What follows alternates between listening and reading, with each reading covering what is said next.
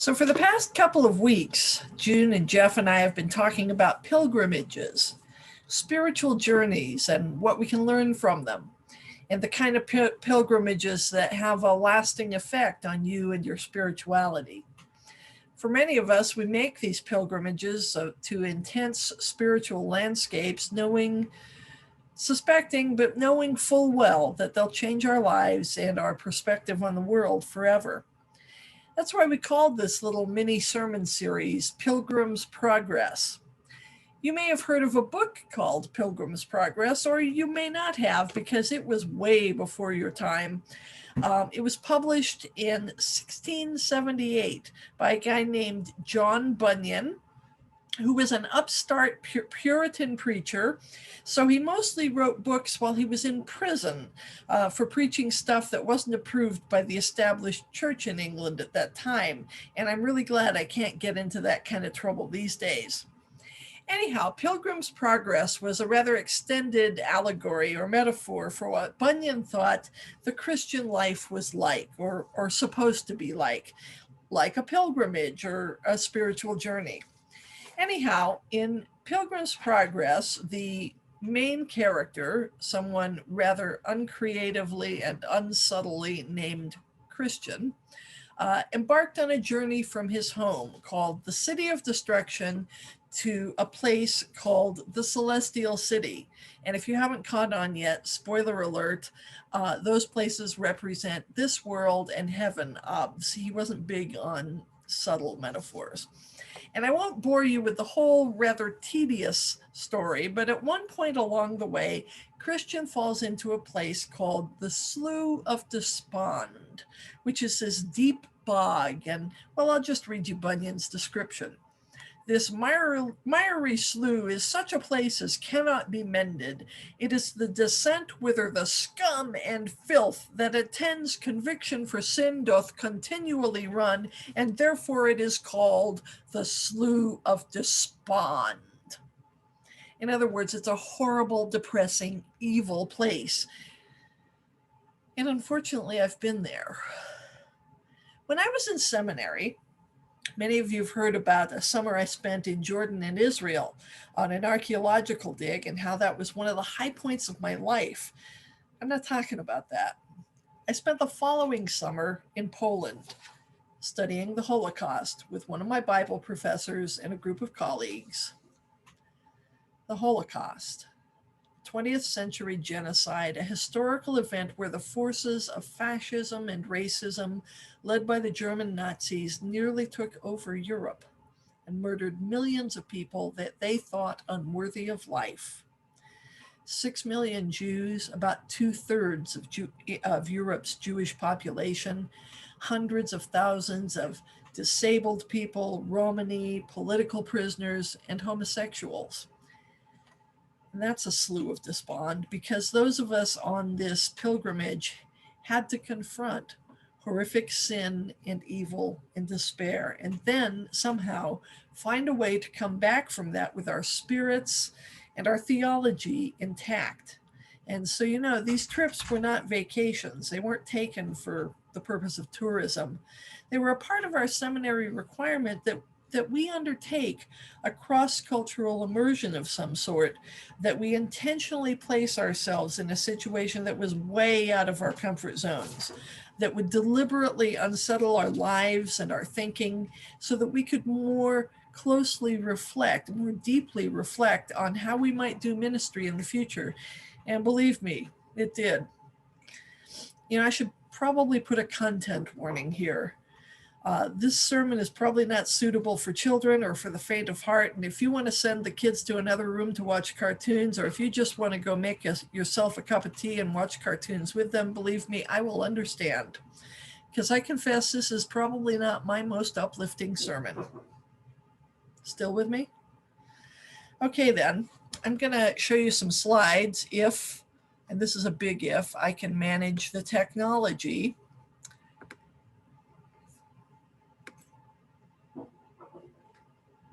Big if. There we go. First, we went to Warsaw.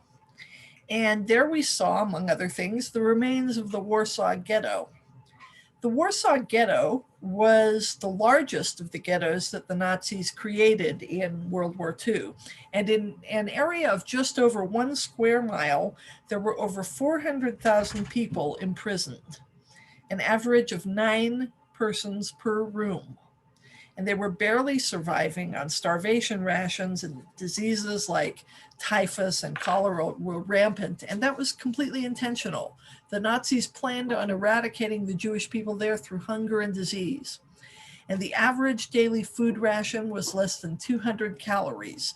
And to put that in perspective, there are more calories and more nutrition in 1 cup of Tim Hortons chicken noodle soup.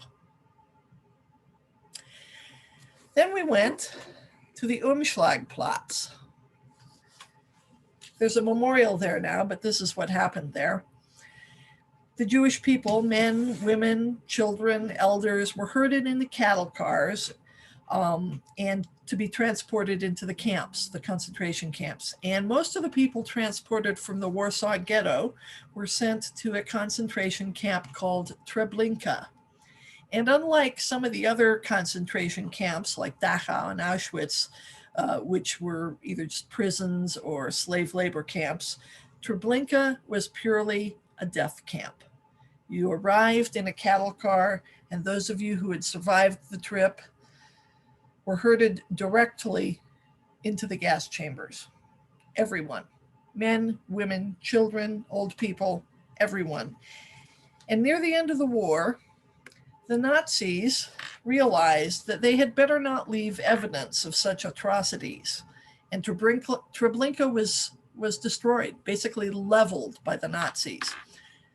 But you can't hide evil that immense. And the world learned what happened there. And today, Treblinka is a memorial. The huge area where the camp was is just a field of stones with one immense stone structure in the center, and around it are these smaller stones, some just the size of a brick, some the size of a small car. And every single stone represents a ghetto or a village that was utterly destroyed by the Nazis. Let me be clear. Each stone represents not just a single person, but an entire community that was wiped out, murdered by the Nazis in that place. And there are over 17,000 stones there. You can do the math. I think that's where some of my minister colleagues and I really perfected the art of prolonged cussing. Because really, what can you say? We saw a lot of other things, and eventually we traveled to Krakow in southern Poland. Now, I won't say that the whole trip was completely depressing, because Krakow is a beautiful city, and there's a movement underway to revitalize the remnants of the once vibrant Jewish community that was there before the war, with its art and music, and I have to say, some really good restaurants. But of course, Krakow is also the closest city to some of the most notorious concentration camps, Auschwitz and Birkenau. Auschwitz was a slave labor camp. That's where you went if you were lucky. Birkenau was basically a death camp like Treblinka. It's basically a huge complex involving over 40 separate camps, some for slave labor, most for extermination. And we were extremely lucky to have as our guide to Auschwitz and Birkenau a man named Kazimierz Smolenk. Mr. Smolenk was a Polish Catholic political prisoner in Auschwitz for nearly 5 years. I've seen the tattoo on his arm. It's actually a very low number, since he was one of the earliest prisoners there. And after the war, he was one of the creators of the museum and memorial at Auschwitz, and he served as the director of it for nearly 40 years until he retired in 95. He told us, sometimes when I think about it, I feel it may be some kind of sacrifice, some obligation I have for having survived. And the other profound thing he said when we asked how he could continue to be there and live there and walk those grounds, day after day, he said, "I remember it all, but I don't relive it." So as you can imagine, he was able to give us an incredible perspective on the camps, and he enabled us to see a lot of stuff that the general public doesn't usually see. It's easy to be overwhelmed by what you see there, by depression and despair that seems to have seeped into the ground and permeated the bricks. It's surprisingly easy to become inured to the descriptions of torture and death and destruction. But really, what really got to me in the end was this: a beautiful little pond. It's on one of the back roads into Birkenau, hidden away from everything else, but not too far from the crematorium. And when we walked past it, it was a beautiful, sunny, lovely day, so quiet and beautiful. And there were wildflowers growing beside it, and it was so still you could hear the birds singing. The common European cuckoo, in case anyone wonders.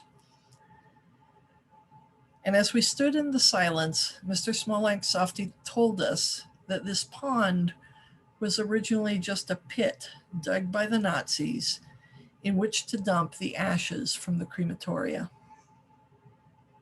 So this lovely little pool was actually the resting place for over 250,000 human beings. And that, to me, was the Slough of Despond. That one little pond, not the gas chambers, not the crematoria, not the cells where people were tortured and the gallows where they were hung. The Slough of Despond was this beautiful little pool of water. So there I am, standing by the cattails, contemplating the hundreds of thousands of my fellow human beings who were tortured and murdered and cast into this pit, and wondering, can I ever leave here and go preach the good news of God's unconditional love to anyone?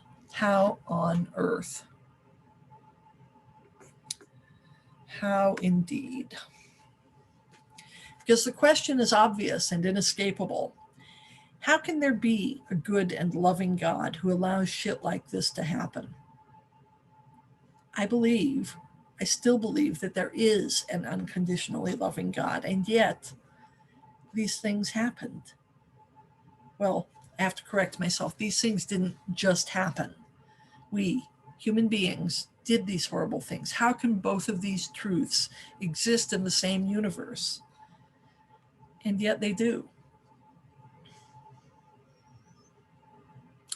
So that was our pilgrimage. We knew it would be life-altering. I think we had no idea how much. And what it meant for me, and I think for several of us, was that it altered the way we could or would do ministry forever. After Birkenau, after what we'd seen, and over rather a lot of wine, we talked and we knew that we could never again preach a theology that could not stand up and speak with integrity to babies burned in the ovens at Auschwitz.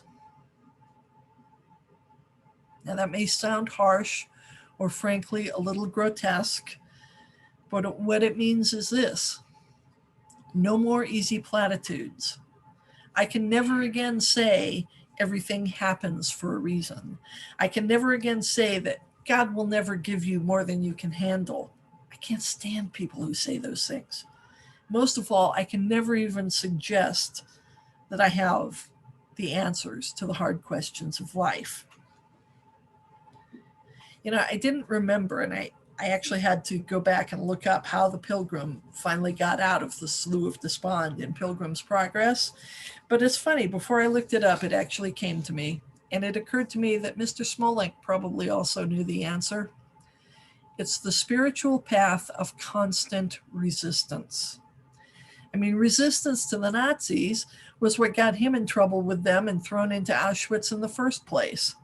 But he didn't stop resisting when he was liberated.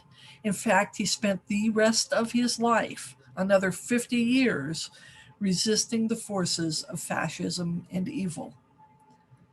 And constant resistance to evil and to what you know is wrong, because it's still there. The evils of racism and nationalism that built Auschwitz still exist and must be constantly resisted.